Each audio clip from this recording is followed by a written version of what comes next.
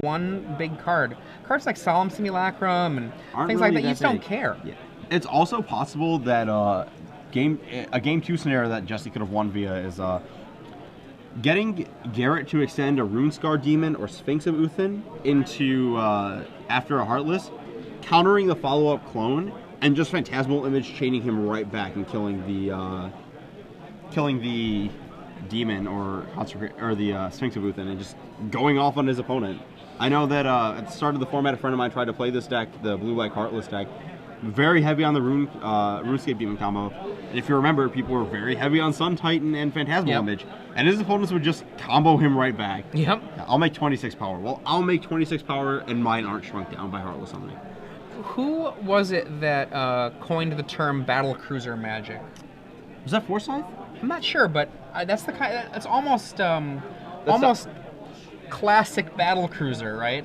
Yeah. So, for those of you who were curious before, the two people that were the very, very early boat brewer progenitors, John Treviranus in the United States, and Pierre Canali and Sylvain L'Oreal.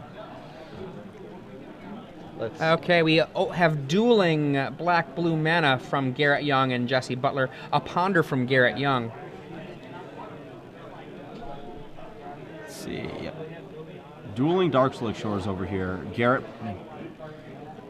Well, I assume that him keeping means that he does have a Heartless Summoning. It looks like Garett was on the draw this game, so Jessie must have won or must have lost game 2. Jessie draws, goes after a land.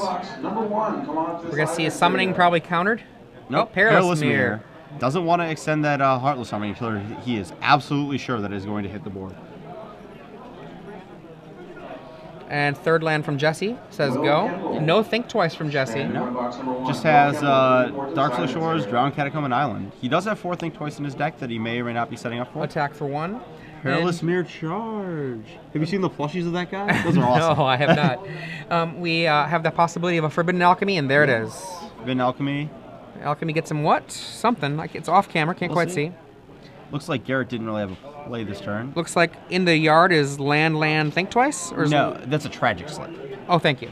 Land, Tragic Slip, think twice? Or what's that last card? I can't quite tell. That's a Ghost. Yeah, it's Ghost Quarter is the last card. Okay. I thought I saw him discard a blue one. Yep. Okay. Jessie. Fourth land. Just content to draw go here in this Pass matchup. it on back. Yeah.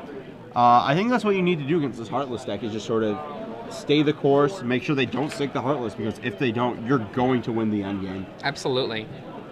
Perilous Mirror, 1. I don't know if he's going to do the full 20, but I've definitely seen games won by just Solemn Simulacrum, Perilous Mirror style beats. Yep, there's the Solemn Simulacrum I was just talking about. Garett is short double blue mana, so this may get countered. Oh, nope, think twice in response. Let's see. Interesting to note is that Garett does in fact have a Nephalia Drownyard in play, which, if this goes long, may play a role. I know a lot of people have talked about, yep, there's the mana leak for the Solemn. So Jessie's going to untap on his turn 5 with just a Perilous Mirror facing him down. But this Drownyard could lead to a very sort of definite endgame for Garett. And I know people have said that's one of the ways they just die in Control Mirrors in this format. Nihil Spellbomb. There's a Nihil Spellbomb for Jessie that it cuts off the Haven Gold Lich Perilous Mirror combo, but I don't really like that card here. It doesn't actually interact with anything else in Garett's deck. It could be that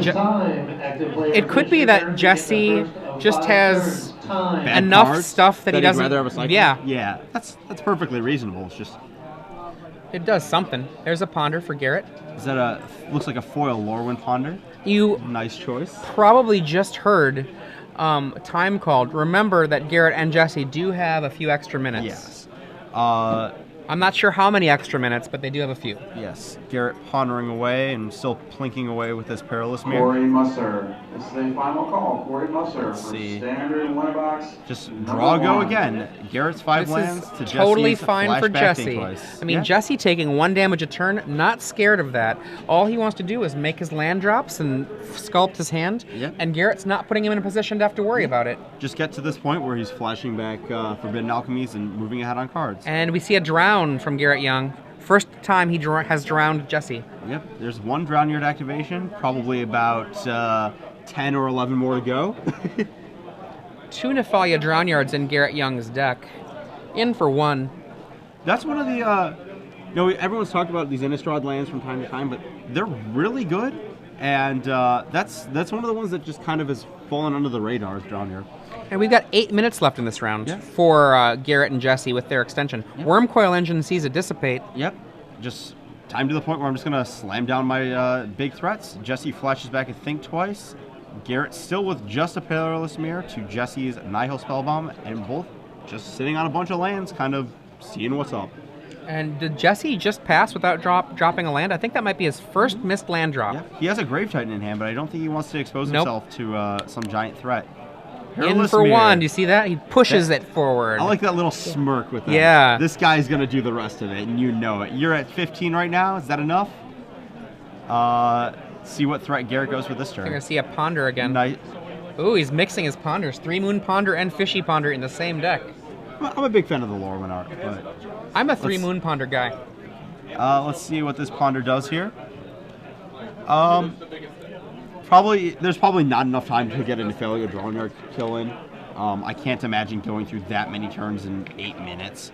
So, Garett, there's the next Wormcoil Engine. Very animated. Oh, look at that. Jesse's like... Disperse gotcha. right back at you. Yeah, I've never played. Draw.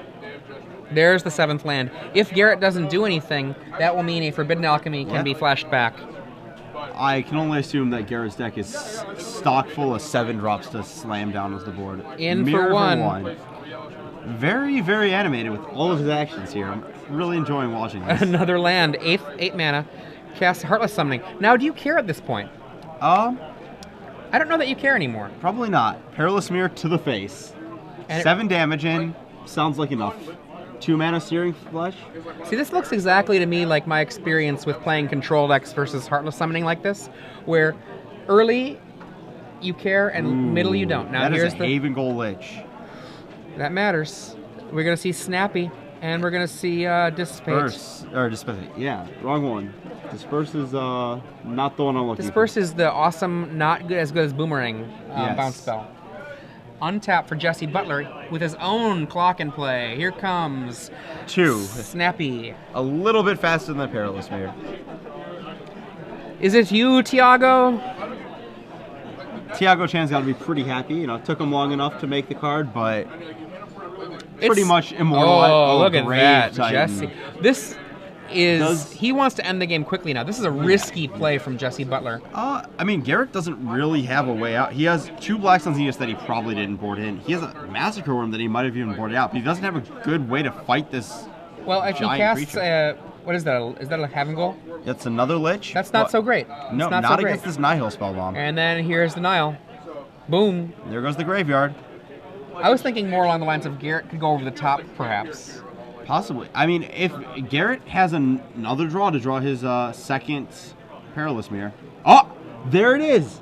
Oh, wow. This is going to get real interesting. He now has assembled the Haven Ghoul Lich Perilous Mirror Fireball combo, where he just sort of pays 1, casts the mirror from his graveyard, immediately dies, does 2 damage to something, pays another 1, just repeats this as much as he wants. Next turn, Jesse is dead unless he can stop this. Yeah. Oh, land. Go for the Oh, throw. do you see that? Under the card.